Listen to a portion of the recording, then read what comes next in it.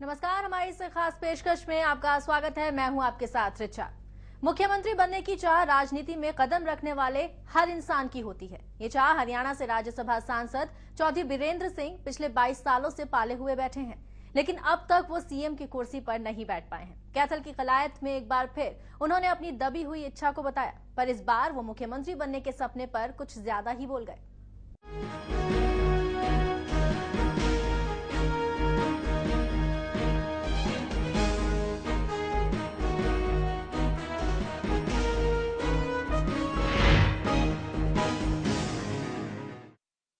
बीस अगस्त को जींद में होने वाली रैली से पहले चौधरी बीरेंद्र सिंह कलायत हलके के लोगों को न्योता देने आए थे। यहां पर मीडिया से मुखातिब हुए तो वो कुछ ज्यादा ही बोल गए।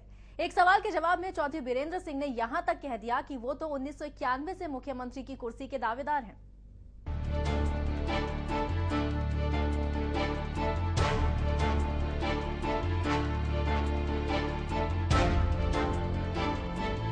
अपने बड़बोलेपन के लिए मशहूर कांग्रेसी नेताओं की लिस्ट में शामिल होने के लिए अब हरियाणा से राज्यसभा सांसद चौधरी वीरेंद्र सिंह भी तेजी से कदम बढ़ा रहे हैं। ऐसा नहीं है कि वो बड़े बोल नहीं बोलते, वो पहले भी ऐसा करते रहे हैं, लेकिन इस बार उन्होंने जो बयान दिया है उससे साफ हो गया है कि उनमें मुख्यमंत्री बनने की चाहत आखिर कितने सालों से है। कैथल जिले के कलायत में उन्होंने बड़े बोल बोलते हुए कहा कि वो 1991 से मुख्यमंत्री पद की दौड़ में शामिल हैं और आगे भी रहेंगे। मुख्यमंत्री पद को लेकर आप कितनी मजबूती समझते हैं दावेदारी को, अगर आप विधानसभा इलेक्शन जीत जाते हैं और आपकी कांग्रेस की सरकार बनती है? देखिए, नंबर एक बात, कांग्रेस में कोई दावेदारी नहीं है। कांग्रेस में कांग्रेस हाईकमांड फैसला करता है कौन मुख्यमंत्री होगा कौन नहीं होगा। लेकिन जहां तक दावेदारी की बात है, मैं 1991 से दावेदार।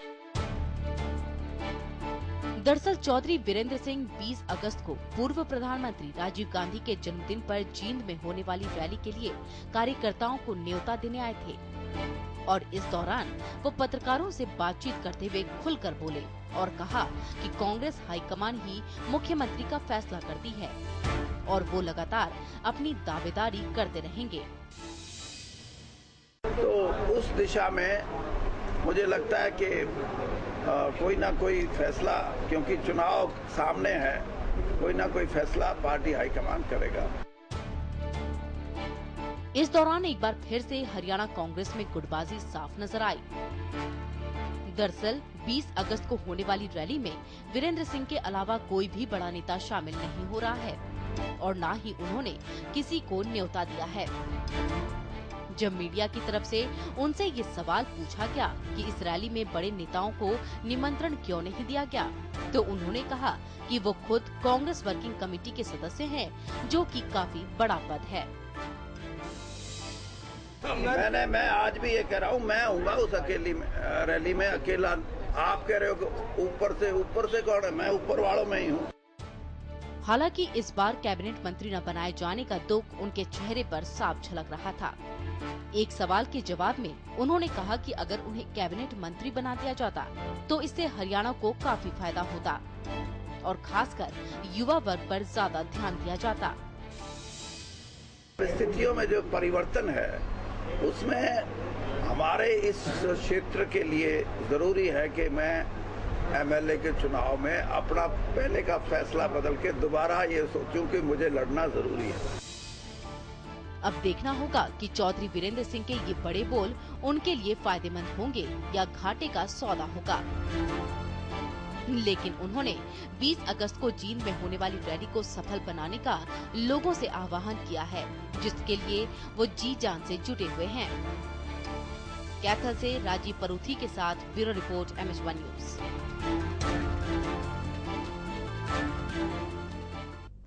बड़बोले बीरेंद्र सिंह ने कलायत में इनेलो अध्यक्ष और पूर्व मुख्यमंत्री ओम प्रकाश चौटाला पर निशाना साधते हुए उनकी पार्टी पर ही सवाल खड़े कर दिए। उन्होंने कहा कि अगर चौटाला साहब जल्दी जमानत पर नहीं आए तो उनकी पार्टी बिखर जाएगी। वहीं कांग्रेस पार्टी का गुणगान करते हुए इस दौरान उन्होंने गुजरात के मुख्यमंत्री नरेंद्र मोदी और आम आदमी पार्टी के नेता अरविंद केजरीवाल को भी आड़े हाथों लिया। कैथल के कलायत में लोगों को 20 अगस्त को होने वाली रैली के लिए न्योता देने आए राज्यसभा सांसद चौधरी बीरेंद्र सिंह लगातार बड़बोले बयान देते रहते हैं। खुद को मुख्यमंत्री पद का दावेदार बताने के बाद उन्होंने इनेलो अध्यक्ष और पूर्व मुख्यमंत्री ओम प्रकाश चौटाला पर भी निशाना साधा और कहा कि अगर चौटाला को जमानत नहीं मिली तो उनकी पार्टी बिखर जाएगी।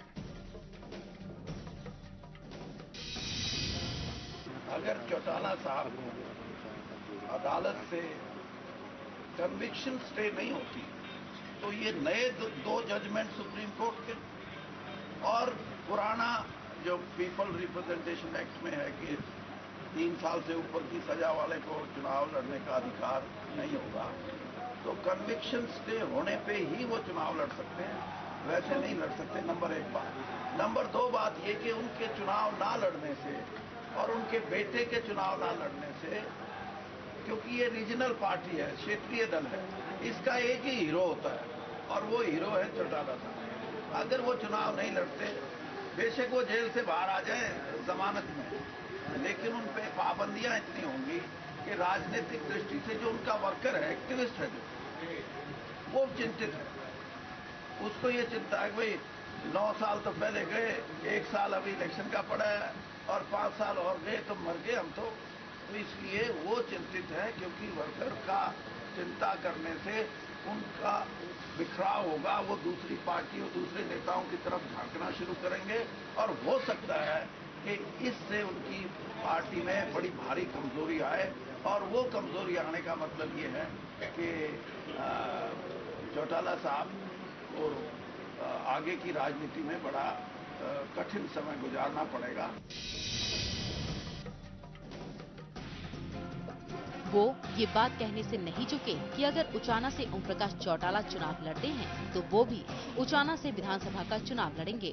उन्होंने ये भी साफ किया कि वो लोकसभा का चुनाव नहीं लड़ेंगे।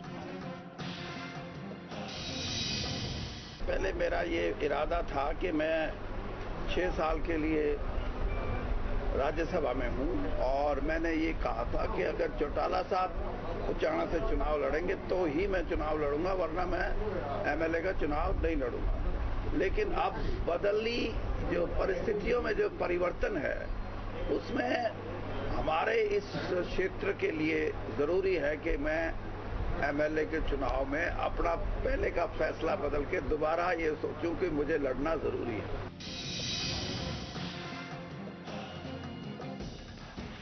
वहीं जाट आरक्षण के मुद्दे पर भी चौधरी बीरेंद्र सिंह मुख्यमंत्री भूपेंद्र सिंह हुड्डा के सुर में सुर मिलाते दिखे। उन्होंने कहा कि जब बाकी जातियों को आरक्षण मिल सकता है तो जाटों को क्यों नहीं।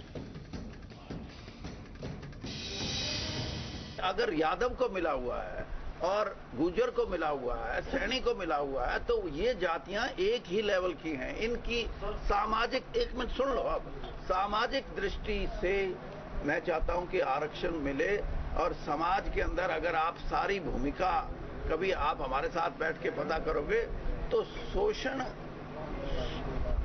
की जो परिभाषा है वो इन जातियों की भी बहुत हुई है। पुराने जमाने में देश आजाद होने के बाद इन्होंने अपने आप को असर्ट किया, तो जब गुर्जर, यादव, सैनी, ये ऐसी बिरादरियां हैं एग्रीकल्चर में जो जाट जाति से उनमें कोई ज्यादा फर्क नहीं है। उनका भी पेशा वही है सदियों से, खेती, और जाटों का भी वही है। जब उनको वो प्रावधान हो सकता है ओबीसी का, तो जाट को क्यों नहीं? मैं भी इसका पक्षधर हूं।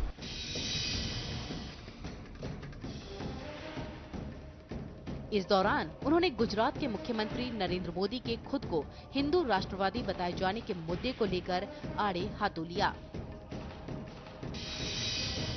हर धर्म को आगे बढ़ना जरूरी है, तो मोदी का आप चेहरा पढ़ सकते हो, उनकी भावनाओं और उनके जो बात वो कह रहे हैं कि वो राष्ट्र को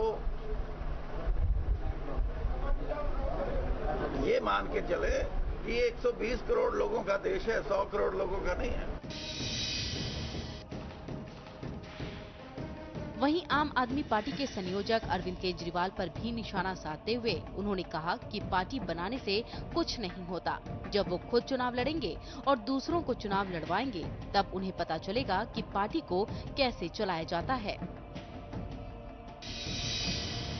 तो राजनीति में प्रवेश करेंगे, केजरीवाल ने भी किया है। अब पता लगेगा कि राजनीति या राजनीतिकों को सिर्फ बेईमान कहना या उनको झूठा कहना या उनको इनकॉम्पिटेंट कहना इतना कहने में आसान है, लेकिन जब खुद राजनीति करेंगे तब पता लगेगा कि कहाँ खड़े। राजनीति में खुद भी चुनाव लड़े या लड़ाए, फिर पता लगेगा कि कहाँ किस पानी में खड़े। हालांकि वो इस मौके पर कांग्रेस पार्टी का गुणगान करने से नहीं चुके और लगातार कहते रहे कि कांग्रेस एक मजबूत पार्टी है और आने वाले चुनाव में पार्टी एकजुट होकर लड़ेगी। कैथल से राजीव परूथी के साथ ब्यूरो रिपोर्ट MH1 न्यूज।